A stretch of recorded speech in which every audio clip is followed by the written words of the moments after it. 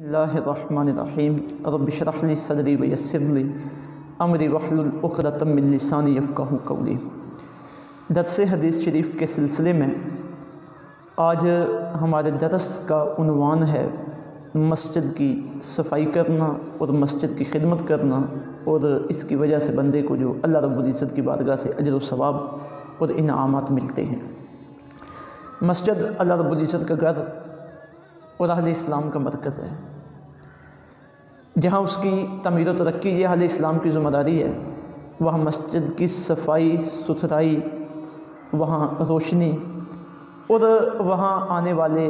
جو نمازی ہیں، طالب علم ہیں، اللہ کا ذکر کرنے والے ہیں، تلاوت قرآن مجید کرنے والے ہیں، ان کے لیے سہولتیں فراہم کرنا اور ان کے لیے آسانیاں پیدا کرنا، یہ بھی اہل ایمان کی ذمہ داری ہے، اور یہ اللہ رب العزت کے نبیوں کا کام ہے۔ قرآن مجید میں ہمیں یہ ملتا ہے کہ اللہ رب العزت نے حضرت ابراہیم اور حضرت اسماعیل علیہ السلام ان کی یہ ذمہ داری لگائی تھی جب انہوں نے خانہ کعبے کی تعمیر کی، تو فرمایا کہ تم انہیں نمازیوں کے لیے اور اس میں آنے والوں کے لیے، میرا ذکر کرنے والوں کے لیے، حج و عمرہ کرنے والوں کے لیے اسے صاف بھی رکھو، اس کی صفائی بھی کرو۔ زیر درس کتاب فضائل الاعمال میں مسجد شریف کی صفائی ستھرائی پہ ایک پورا باب موجود ہے۔ اس کا عنوان ہے اجر من کانس مسجدا، اس بندے کے اجر و ثواب کا بیان جس نے مسجد میں جھاڑو دیا، مسجد کی صفائی کی۔ اس کتاب کی حدیث نمبر 21 ہے، اور اس کا ماخذ سنن ابو داؤد شریف ہے، وہاں یہ حدیث نمبر 421 ہے۔ اس کے علاوہ مسند ابو یعلا میں بھی یہ حدیث پاک موجود ہے، وہاں اس کا نمبر 4265 ہے۔ اس کے علاوہ اور دیگر کئی کتابوں میں یہ حدیث موجود ہے۔ حضرت انس بن مالک رضی اللہ تعالیٰ عنہ اس حدیث مبارکہ کو روایت کرنے والے ہیں۔ وہ بیان فرماتے ہیں کہ قال رسول اللہ صلی اللہ علیہ وسلم، حضور رحمت عالم صلی اللہ علیہ وسلم نے ارشاد فرمایا، عرضت علی اجور امتی، میرے سامنے میری امت کے لوگوں کے اجر پیش کیے گئے، یعنی ان کے ثواب پیش کیے گئے جو مختلف کاموں کی وجہ سے اللہ رب العزت کی طرف سے انہیں عطا ہوئے۔ حتی القذات یخرجها الرجل من المسجد، یہاں تک کہ اس گندگی کا اجر بھی جس گندگی کو بندہ مسجد سے نکال کر باہر پھینک دے، یعنی مسجد میں کوئی ایسی چیز پڑی تھی جو مسجد کے تقدس کے خلاف تھی، اور جس سے مسجد کی خوبصورتی میں کمی واقع ہو رہی تھی، تو اس بندے نے اسے باہر نکال دیا، مسجد کو صاف کر دیا، تو آقا علیہ الصلوۃ والسلام ارشاد فرماتے ہیں اسے بھی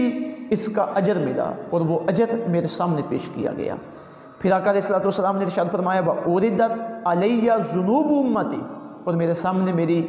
امت کے گناہوں کو پیش کیا گیا۔ فَلَمْ أَرَ ذَنْبًا أَعْظَمَ مِنْ سُورَةٍ مِنَ الْقُرْآنِ أَوْ آيَةٍ أُوتِيَهَا الرَّجُلَ ثُمَّ نَسِيَهَا۔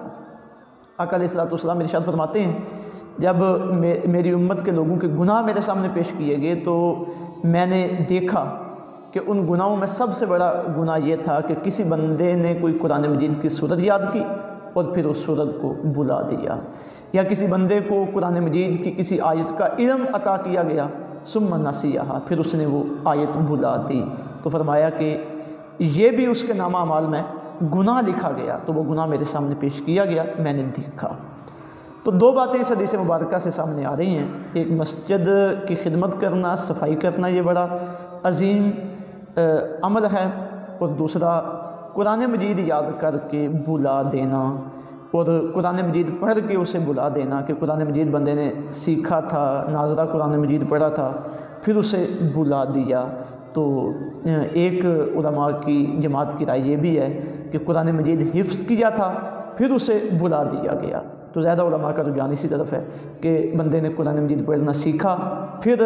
مسلسل نہ پڑھتا رہا، بے توجہی کی اور قرآن مجید پڑھنا اسے بھول گیا، تو آقا علیہ الصلوۃ والسلام فرماتے ہیں یہ بھی بہت بڑا گناہ ہے، کیونکہ یہ قرآن مجید اللہ رب العزت کی کتاب ہے، یہ ہمارے پڑھنے کے لیے، سمجھنے کے لیے، سیکھنے کے لیے ہے، تو اس سے بڑا بدبخت اور محروم آدمی کون ہوگا کہ جو قرآن کو ہی نہ پڑھ سکے، جو قرآن کی تلاوت ہی نہ کر سکے، جسے قرآن کو سمجھنے کی توفیق ہی نہ مل سکے، تو یہ بڑی محرومی ہے بندے کی۔ تو یہ آقا علیہ الصلوۃ والسلام نے دو چیزوں کا ذکر کیا، اور مسجد کی خدمت کو آقا علیہ الصلوۃ والسلام نے عظیم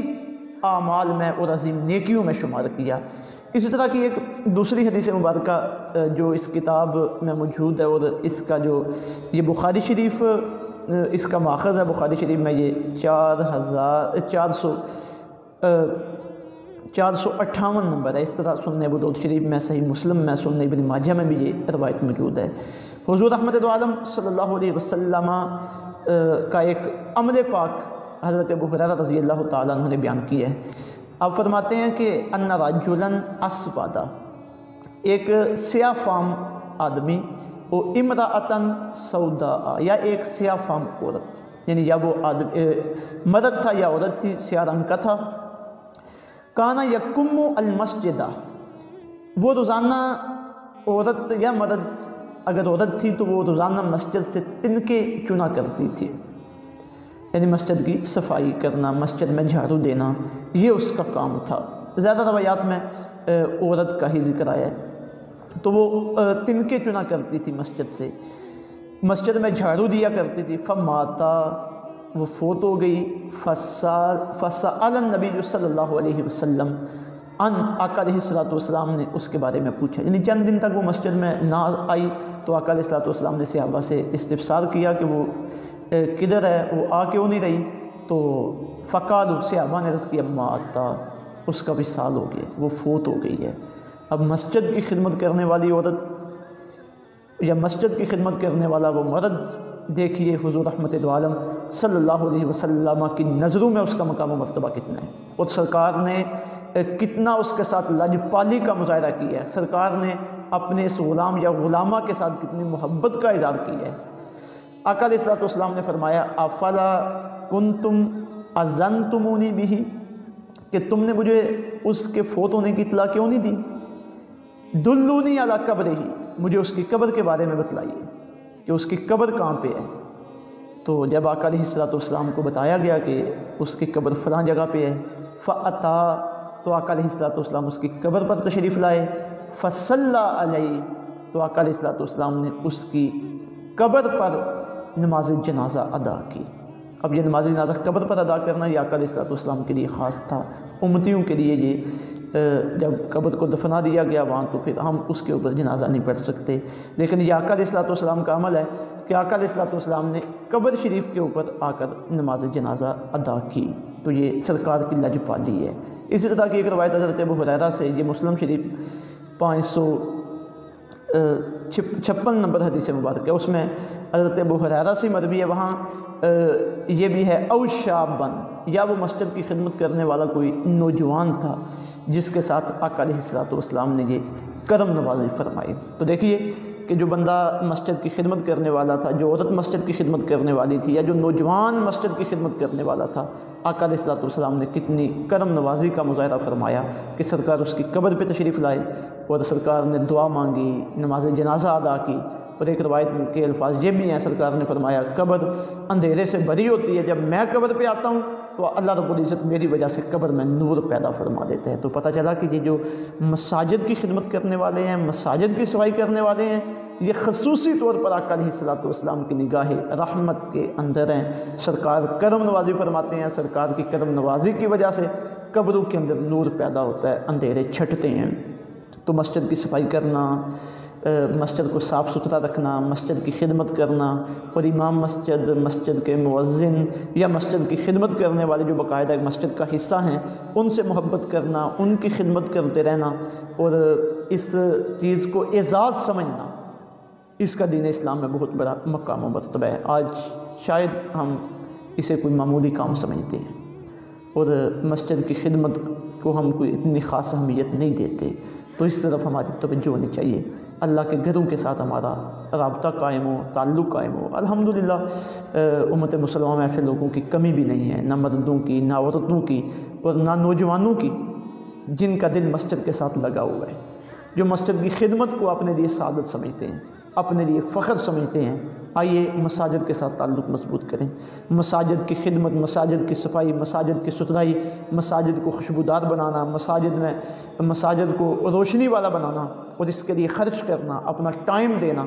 اسے اپنا شیوہ حیات بنا لیں تاکہ آقا علیہ الصلوۃ والسلام کی نگاہ کرم ہمارے ساتھ شامل حال ہو سکے۔ اللہ رب العزت کی کرم نوازیوں کا ہمیں حصہ مل سکے۔ اللہ رب العزت عمل کی توفیق عطا فرمائے۔ وما علینا الا البلاغ۔